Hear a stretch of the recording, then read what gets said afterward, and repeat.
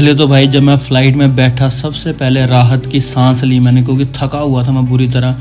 Airport पे घूम घूम के थक गया था बुरी तरह। बट ये है कि जब मैं फ़्लाइट में बैठा हूँ, वहाँ का व्यू देखा है और मेरे को जो साइड वाली सीट मिली शीशे के बिल्कुल साथ, ये सब देख के मेरी सारी थकावट उतर गई थी।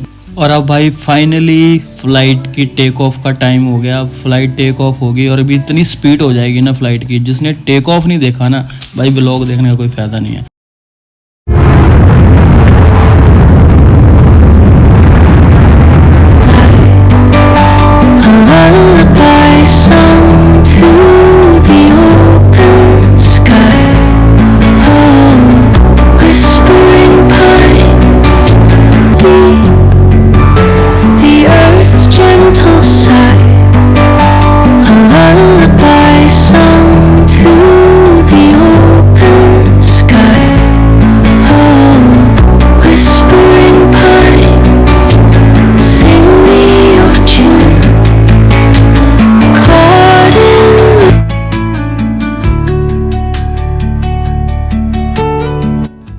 भाई कुछ व्यूज़ तो ऐसे हैं कि सारी ज़िंदगी मेरे दिमाग से नहीं निकलेंगे।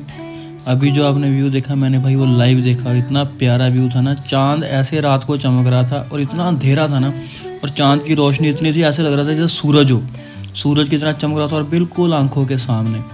और अब मेरी 1.25 घंटे की फ़्लाइट थी। फ़्लाइट का टाइम ख़त्म होने वाला था। मुझे जाना था जर्मनी के बिल्कुल बॉर्डर के पास एक अलग कंट्री है प्राग, ना कि वो शहर, एक अलग कंट्री है। उस कंट्री में मेरे को प्राग उतरना था। वहाँ मेरा जो फ्रेंड है साहिल और उसके रियल चाचा जी वहाँ रहते हैं, वो काफ़ी टाइम से वहाँ पे है, वेल सेटल्ड है, गवर्नमेंट जॉब करते हैं वो। उनका मेरे से बहुत ज़्यादा प्यार है, वो भी मुझे लेने आने वाले थे और मेरा फ्रेंड साहिल भी मुझे लेने आने वाला था। और उसके बाद फाइनली मेरी फ़्लाइट प्राग एयरपोर्ट पे उतरी और मेरी फ़्लाइट के बिल्कुल सामने जहाँ मेरा प्लेन रुका उसके सामने एक बड़ी बस लगी हुई थी, जिसमें बैठने के लिए कोई सीट नहीं थी, सिर्फ खड़े होने के लिए था वहाँ पे।